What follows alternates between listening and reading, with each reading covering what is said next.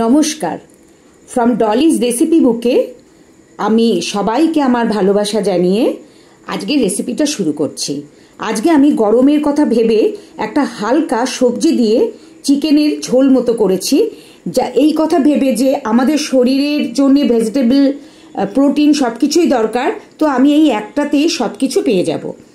তো আজকে আমি এই রেসিপিটা সেই জন্যে আমার বন্ধুদের সাথে শেয়ার করছি। আজকে আমি দেখুন আমার লাঞ্চে কিছুই রান্না করিনি।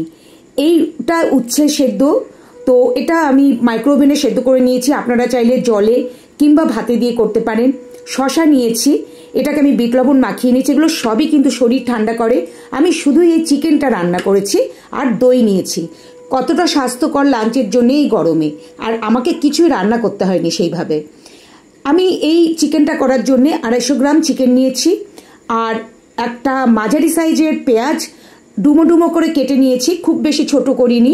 জুলিয়ান করে আদা কেটে নিয়েছি, আর রসুন 5-6 কোয়া সেটাও আমি কুচি করে নিয়েছি। এখানেও আমি কোনো পেস্ট করিনি। এখানে মশলা খুব বেশি পেস্ট করার দরকার নেই।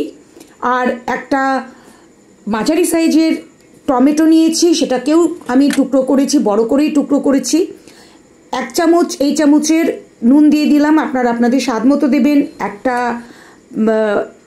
তেজপাতা দিয়ে দিলাম হাফ করে, আর হাফ চামচ হলুদ দিলাম, আর 1/4 টিস্পুন গোলমরিচের গুঁড়ো দিলাম, কারণ এরপরে আমি আবার আস্ত গোলমরিচ 5-6টা দেব। 1 টেবিল স্পুন সর্ষের তেল দিয়ে দিলাম। এটা আমি সব ভালো করে মেখে ম্যারিনেট করে রাখবো। তার আগে আমি এখানে একটু দই দিয়ে দিচ্ছি, 5 চামচ টক দই এখানে আমি দিয়ে দিচ্ছি। এটা আমি 15 মিনিট রাখবো, কিন্তু যদি সময় থাকে হাতে তাহলে কিন্তু এটা আধ ঘন্টা রাখলে ভালো হয়। 1 চামচ ময়দা দিয়ে দিলাম যাতে ঝোলের একটা থিকনেস আসে, সেই জন্যে। এবার এটা ভালো করে মেখে 15 মিনিটের জন্য রেখে দেবো, তবে হাতে সময় থাকলে আধ ঘন্টা রাখলে খুব ভালো হয়। এটা এখন রেখে দিচ্ছি। 15 মিনিট বাদে ফিরে আসবো, আর এখানে আমি 5-6টা গোলমরিচ আর হাফ চামচ গরম মশলা দিয়ে দিলাম, দিয়ে আবার একটু এটা মেখে দিচ্ছি। এটা থাকবে এখন। 15 মিনিট বাদে আমি রান্নাটা শুরু করব। 15 মিনিট বাদে আমি আবার ফিরে এসেছি। এবার আমি রান্নাটা শুরু করব। তো সেই জন্য আমি প্রেসার কুকারটা গ্যাসে বসিয়ে দিলাম, আর আগুনও দিয়ে দিয়েছি। আমি এখানে প্রথমে 1 চামচ বাটার দিলাম। এটা দুবারে আমি দিলেও এটা কিন্তু আমি 1 চামচ বাটার দিলাম, আর আমি এখন কোনো তেল ব্যবহার করব না। আমি ম্যারিনেটে যেহেতু তেল দিয়েছি, এখানে কিন্তু আর আমি কোনো তেল ব্যবহার করব না। এই রান্নাটা খুবই কম তেলে। এই বাটারটা আমি দিলাম একটা ভালো টেস্ট আসবে বলে। আগেই বলেছি এই চিকেনটা সবজি দিয়ে করব, তাই এখানে 2টো আলু আর 8টা টুকরো সজনে ডাঁটা আর কিছু পেঁপে দিয়ে দিলাম। দিয়ে এটা কিছুক্ষণ নাড়াচাড়া করব।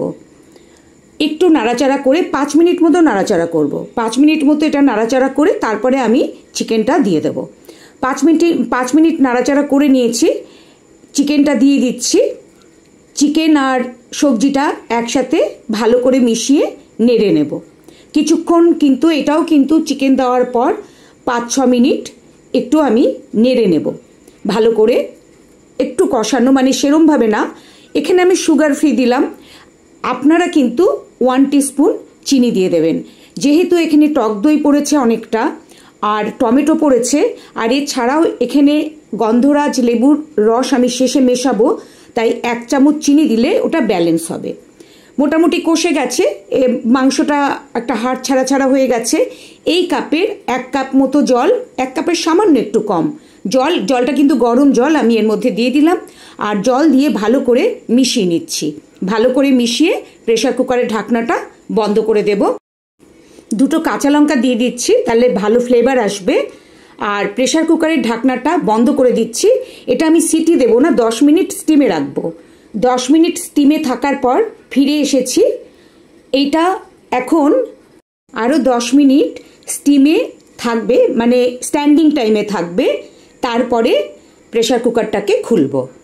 গরমে এই চটজলদি রান্নাটা কিন্তু খুবই সুন্দর, শরীরের জন্যেও ভালো, আর করতেও বেশি সময় লাগে না। 10 মিনিট বাদে ফিরে এসে যতটুকু ভেপার ওর ভেতরে আছে ওটুকু বের করে দিয়ে আমি ঢাকনাটা খুলে নিচ্ছি। ঢাকনাটা খুলে দেখে নিচ্ছি কতটা সেদ্ধ হয়েছে। পেঁপেটা দেখে নিচ্ছি খুবই ভালো সেদ্ধ হয়েছে।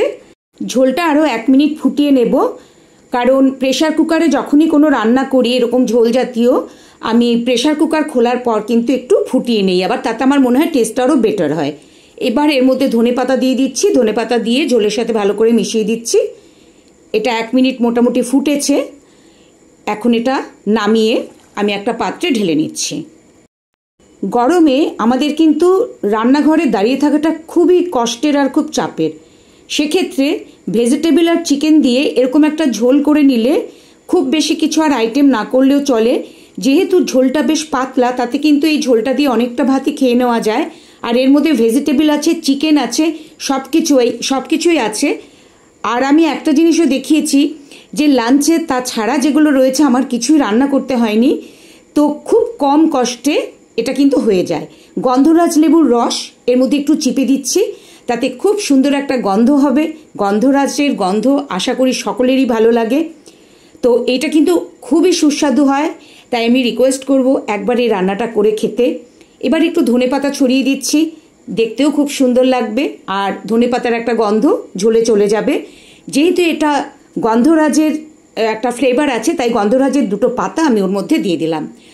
যদি আমার রান্নাটা ভালো লাগে তাহলে সাবস্ক্রাইব করবেন, তাহলে পরের রান্নার নোটিফিকেশন আপনারা পেয়ে যাবেন। আর লাইক করবেন, শেয়ার করবেন, কমেন্ট করবেন। কমেন্ট করলে আমি খুব খুশি হব, তাতে মনে হবে যেন আপনাদের সাথে আমার একটা রিলেশন তৈরি হচ্ছে। তো এইভাবে একটা ঝোল যদি তৈরি করে নেন আর সাথে কিছু মানে সেদ্ধ এই টাইপের কিছু করে নেন, তাহলে কিন্তু একটা লাঞ্চ বেশ সুন্দর হয়ে যায়, বেশি পরিশ্রম না করে। এত গরমে সুস্থ থাকতে গেলে আমাদের এখন অনেক ভেবেচিন্তে খেতে হবে। তো আমি ওই জন্যে আর একবার আমার লাঞ্চের মেনুটা দেখিয়ে দিচ্ছি যে উচ্ছে সেদ্ধ, ওখানে আমার কোনো পরিশ্রম নেই। আর শশা কেটেছি, ওটা একটু বিট লবণ দিয়ে মাখিয়ে নিয়েছি। টক দই নিয়েছি, যেগুলো প্রত্যেকটা শরীরের জন্য ভালো আর শরীরকে ঠান্ডা করে। আর শুদ্ধ আমি চিকেনটা রান্না করেছি, আর সেটাও খুবই সহজে, খুব সিম্পল ওয়েতে। আপনারাও এইভাবে একবার ট্রাই করতে পারেন। সব শেষে সকলের সুস্থতা কামনা করি। সবাই ভালো থাকবেন।